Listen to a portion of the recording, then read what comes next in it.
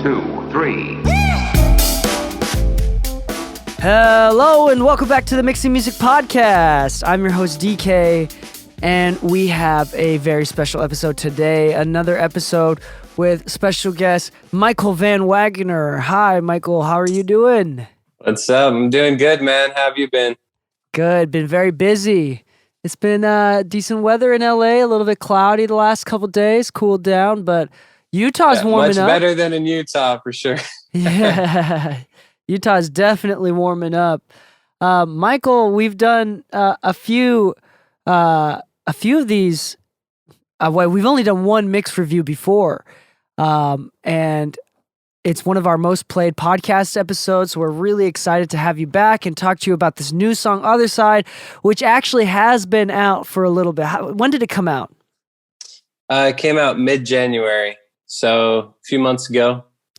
So it's been out for a few months now, and we're finally getting around to it to do a what is it called, mix review, and we're gonna talk about the song, the process, of course, the songwriting, the lyrics, and I wanted to first ask what the lyrics were, and if anybody's listening right now, as always, with all of these mix reviews and stuff, we put the entire song at the end of the episode. So if you want to skip to the end just to listen to the song and come back to the beginning right here at this section, feel free to do so. But stick around after the credits and we will play the entire song. It's really quite good. Otherside by Michael Van Wagoner. But can you tell us a little about the story and the lyrics and kind of where the idea of it came from? Yeah, so originally I was going to write Otherside for another artist. I came together with her and she had this initial concept of just how people keep thinking that when they get to the next milestone, it's going to make them happy. When they hit X number of followers, when they have X number of X amount of money, that's when they're going to feel fulfilled in life. But the truth is that you'll never reach that and be satisfied. There will always be like a next step. And so you have to get your happiness from something else instead of like artificial, kind of shallow things. So, so the lyrics kind of talk about these different avenues where, like, for example, in my own career, this is like a little bit of a detour, but, I speak a crazy language from the Philippines called Hiligaynon. That's right. You were telling me about that before. Yeah. And it's kind of mind blowing to the people there when they see Americans speaking their language, just because it's like pretty obscure. There's a few Americans that speak Tagalog, but Hiligaynon is really rare.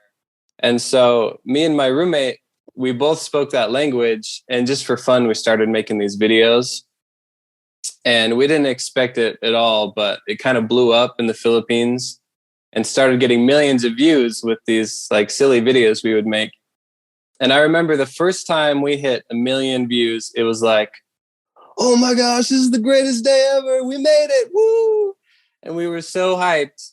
And then we put out the next video and it only got like 500,000 or something like that. And we were super bummed. Like, oh, what did we do wrong? But it's so funny because it's like, as soon as we hit that 1 million mile mark, 1 million views was now what we expected with every video, instead of like being really stoked for every new view, every new follower.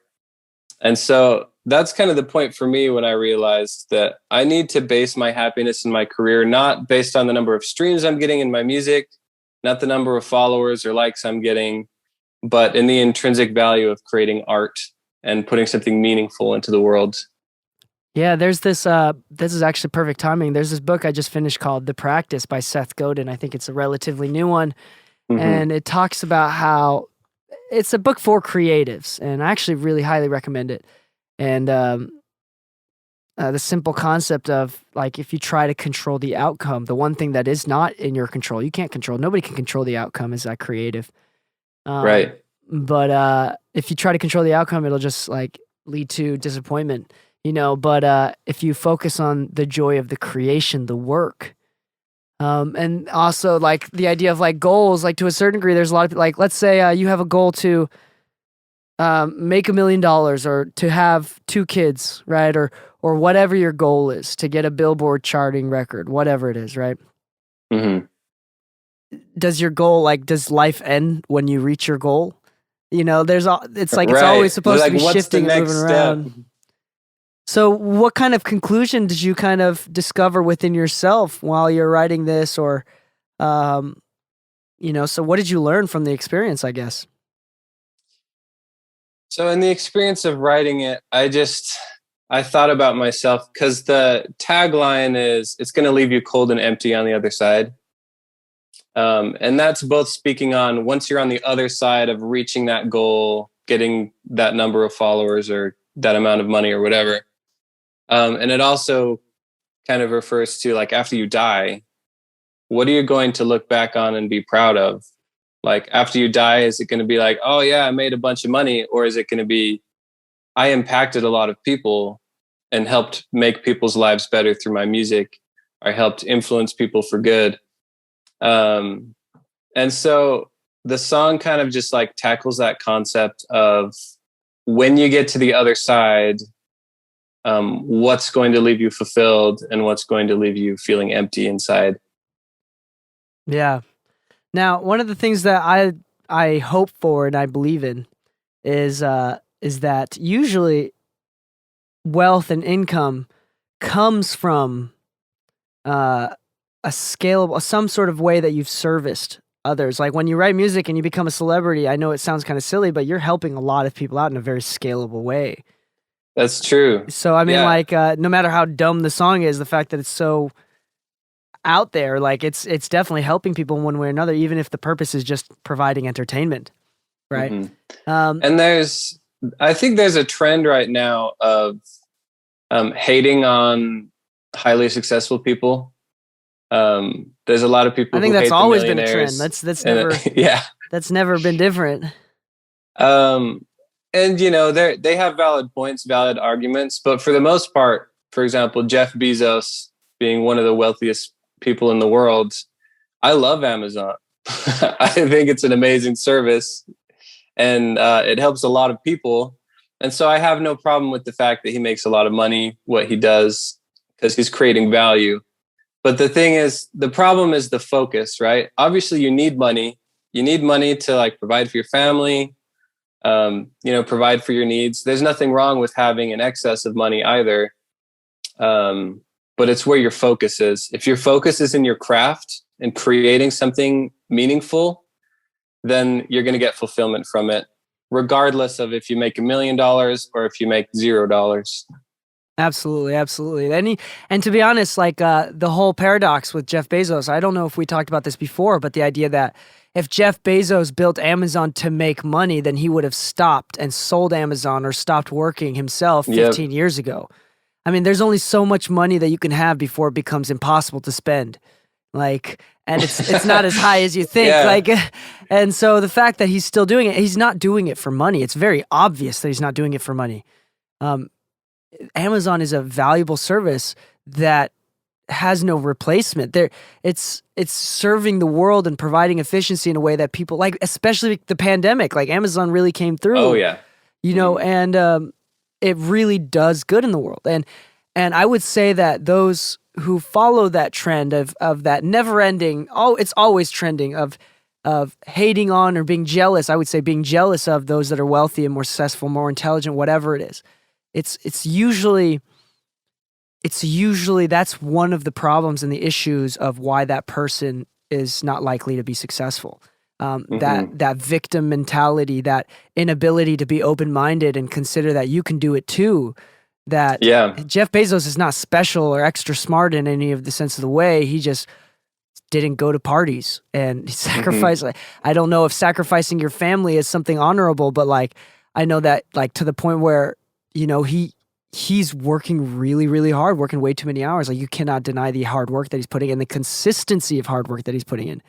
Yeah, and having faith in an idea and investing everything into it. Yeah, absolutely. Takes a lot of courage. Absolutely. And I will say that this happens a lot in the creative field. like creatives tend to have high intelligence and ability to create change, but change is usually in the art world, in the visual art world, 200 years after they die, after the artist dies. Like, there's a psychology book that I'm reading right now that is people either love or they hate. And I would say, regardless of whether you hate or love this person, you should give this book a shot, or the concepts within a shot. 12 Rules of Life by Jordan Peterson. And it's super stupid good.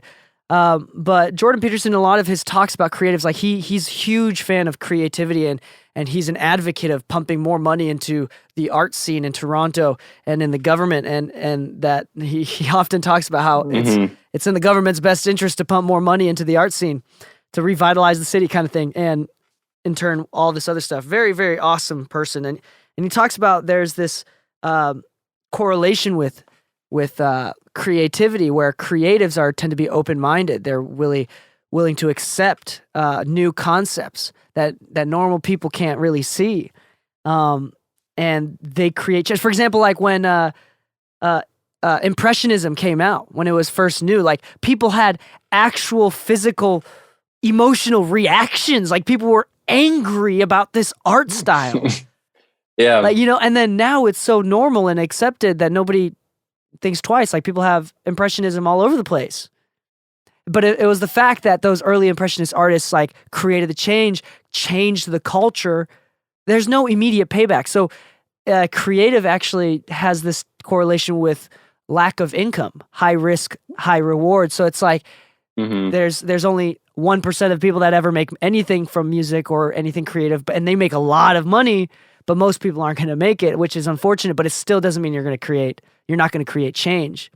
As a creative, it's our job to enjoy the process, and be happy with the process, and that way the change will come, right? No matter how good the painting is. Yeah, go ahead. Sorry, I apologize. No, yeah, just what you were saying, like make art for art's sake. Take joy in the craft and the value that you're providing, and don't think about kind of the external factors of approval from other people or money to get sent your way. I mean, like, we talk about it as creatives, but even like, I always laugh when you talk about scientists from like history, where they came up with this idea and nobody accepted it until like 50 years after they died. And then they realized, oh yeah, this guy was right. The world is round. And sometimes with science, we just kind of get lucky. Like nobody actually knew that the sun was the center of the universe. Nobody knew that. Or of our little galaxy or whatever, right? Of our little bunch of solar planets. System. Yeah, our solar system. There you go. I was trying to find the right word. Obviously, I'm not a scientist. Hey, me neither. But for reals, though, I think that sometimes it's a lucky guess, and sometimes nobody knows. But if we refocus to the purpose, which is the creation, the fact that you were having fun making those videos, that you were enjoying impacting people, whether it's 10 people with a hiligainon, whether it's 10 people or 1 million people, like it should it's the craft that we should enjoy, that we should find, the songwriting, the production, the mixing, whatever it is, the craft that we enjoy. And then I think that in turn, the benefits will come through consistency. Like, even with art, like we were talking, like, if you are the best painter ever, but you only made one piece of art, like you're not going to be, like you have to have these artists like quantity. Yeah, exactly. Van Gogh, like they had a bunch of art, and it's not because they were focusing on quantity over quality. I don't think that argument is anywhere near relative. It's the fact that they just loved it so much that they've just been so consistent, and because there's a lot of Picasso and Van Gogh pieces, that's why they're so valuable and so well known. If there's only one, nobody would have ever known. Right. And so I think that's another thing too, is Seth Godin in The Practice talked about the importance of shipping the work. And what shipping the work means is for musicians, that would mean releasing the music. You're not a creative unless you release the music.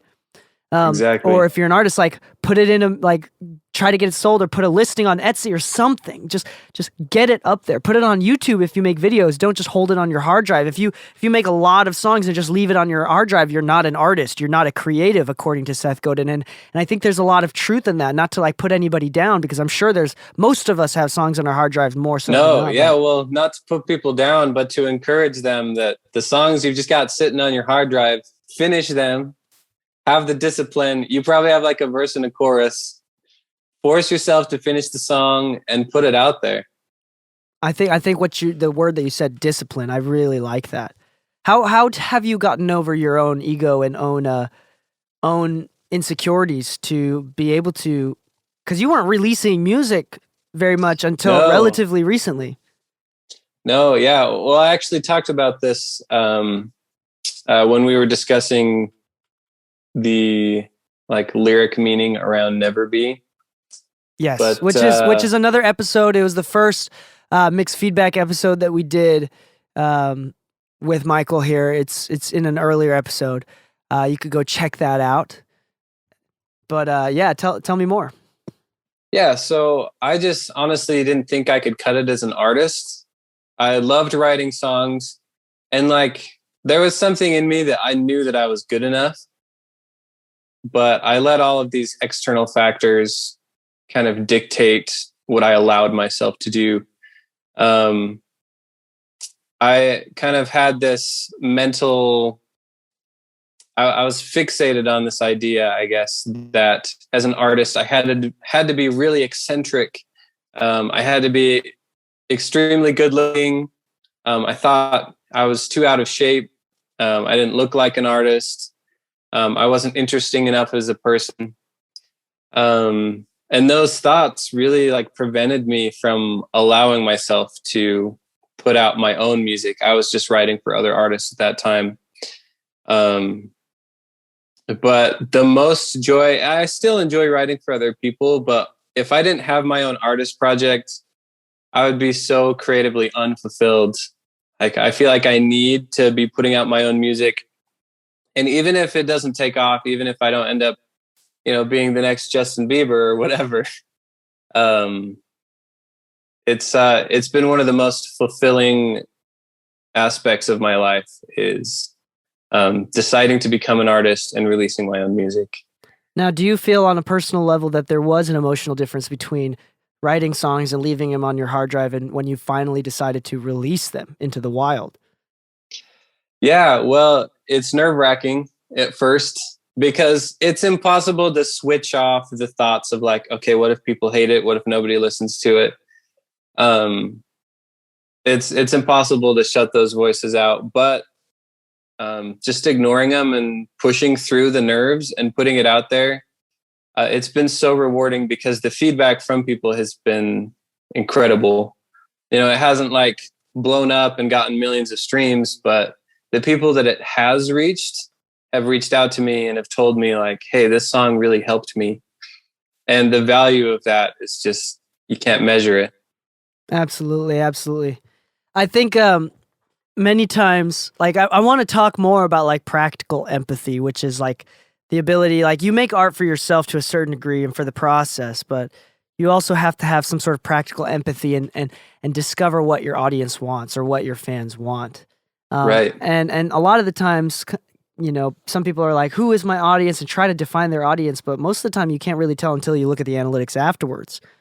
You might find that your music is most being listened to by 30 to 40-year-old moms for some reason. Mm-hmm. And that's your target demographic, which is a funny one, but like you don't really know, like nobody wrote music for 30 to 40-year-old moms in Pennsylvania. Like nobody did that, but that may be the case. You never know. But to kind of have practical empathy and think, and I think that when you do think about yourself in the sense that, okay, let's say we had a hard time with the breakup, that is something that other people feel. And when you have practical empathy, you're kind of emoting for people that can't, like, that have a hard time expressing or communicating their emotions, So I think that exactly. Making music, being a creative is a huge value and service to the world, very important.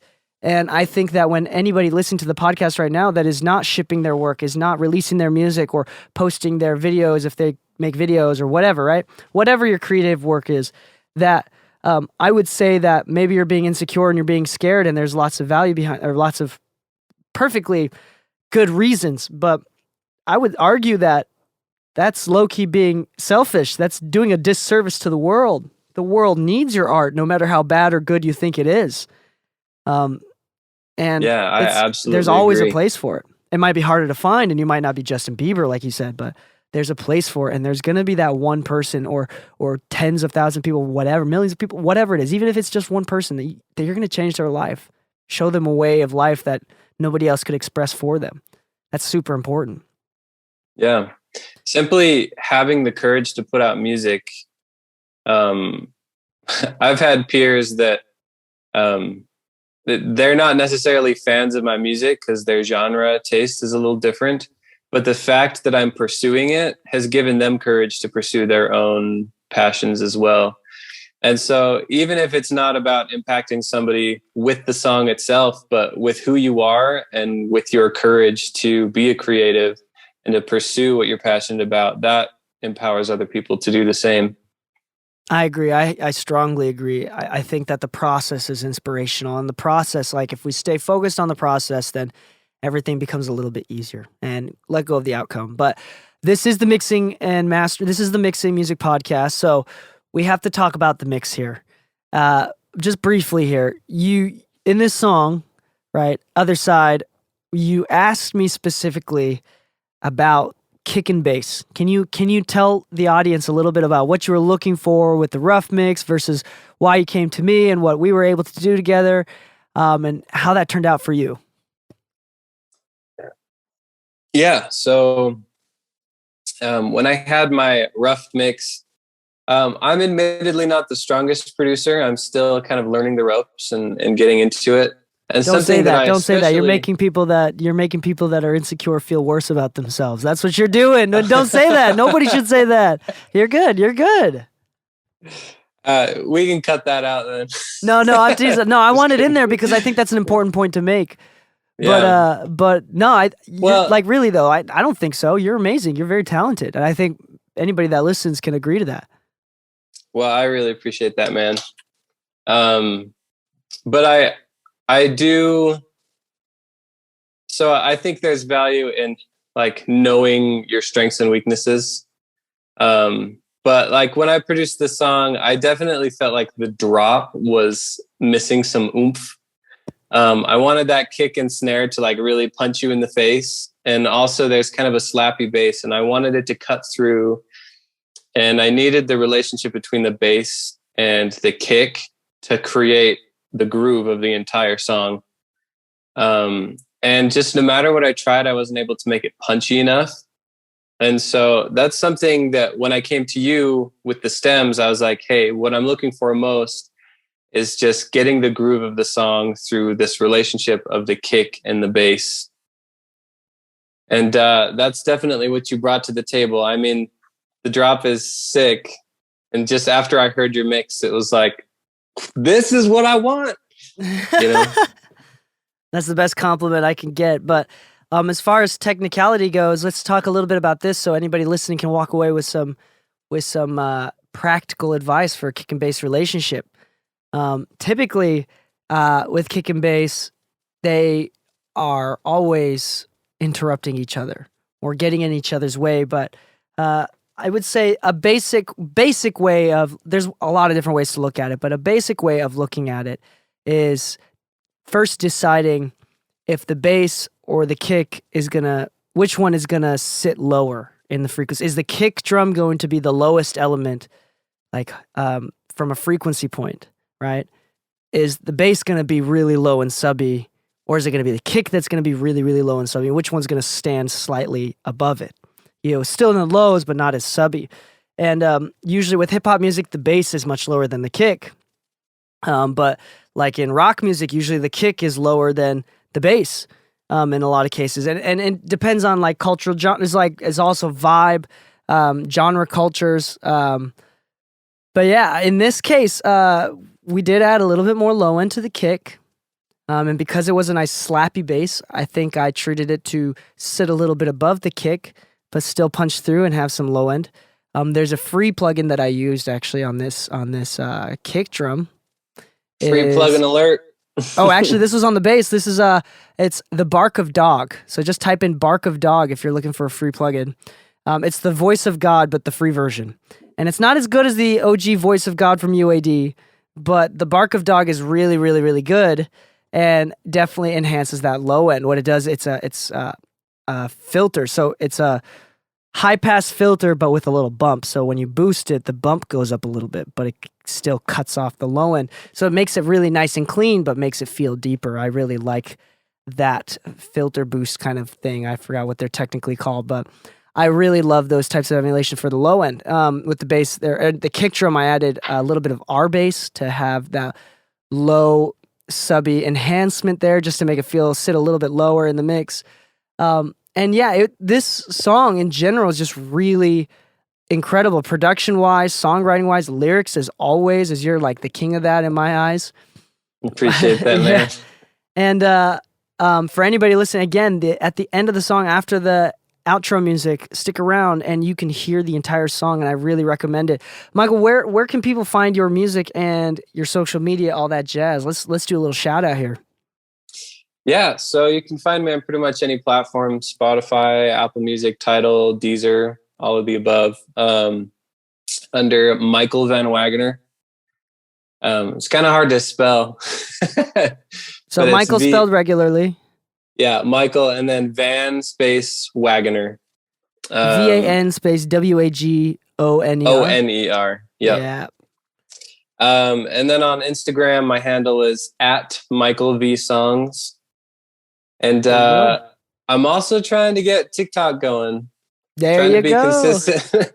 So if you want kind of like fresh content with like pieces of my songs before they're finished, I'm usually throwing them up on TikTok, and you can find me @Michael Van Wagoner, all one word.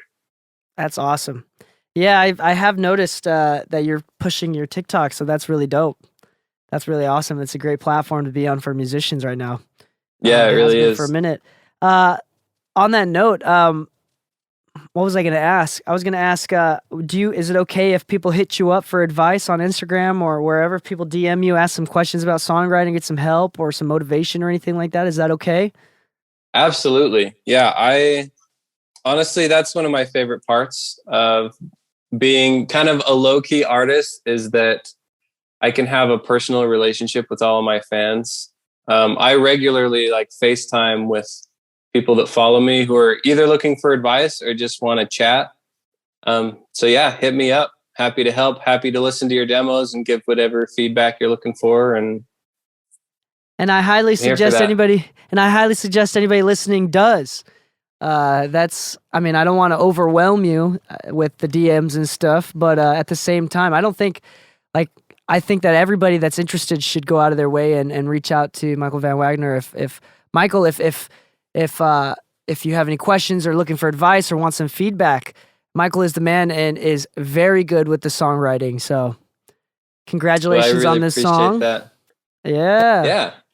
And any other words that you want to say about the song or anything?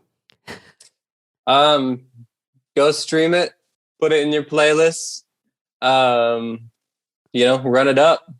There you go. Otherside by Michael Van Wagoner. Thank you for listening. Happy mixing, my friends, and stay saucy. 1, 2, 3.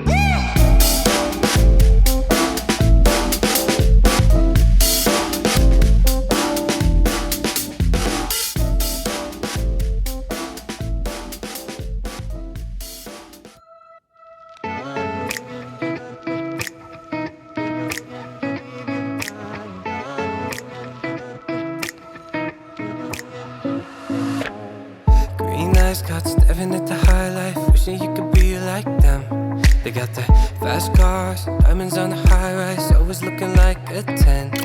Yeah, the first class always gotten everything they wanted. Turns out they're lonely just the same. So tell me why you wanna live that kind of life. You want your name in flashing lights. You wanna chase that shallow high. Oh, oh, oh. Tell me why you wanna sell yourself a lie. Cause in the end you'll realize it's gonna leave you cold and empty on the other side. On the other side. Perfect smile, posing for the camera, check them out by the names. They got the cool brands, followers and fans, yeah, it seems that they got it made. But the slaves to the superficial, fake friends in politics, oh, deep down they wish they could escape. So tell me why you wanna live that kind of life. You want your name in flashing lights, you wanna chase that shallow high, oh, oh, oh. Tell me why you wanna sell yourself a lie, cause in the end you'll realize it's gonna leave you cold and empty on the other side. On the other side, yeah. On the other side. On the other side. Oh. Money's greener, sugar sweeter, till greed never leaves you satisfied. Tell me why you wanna live that kind of life. You want your name in flashing lights, you wanna chase that shallow high, oh, oh, oh. Tell me why you wanna sell yourself a lie, cause in the end you'll realize it's gonna leave you cold and empty on the other side. On the other side. Oh, on the other side. Oh, on the other side. It's gonna leave you cold and empty on the other side.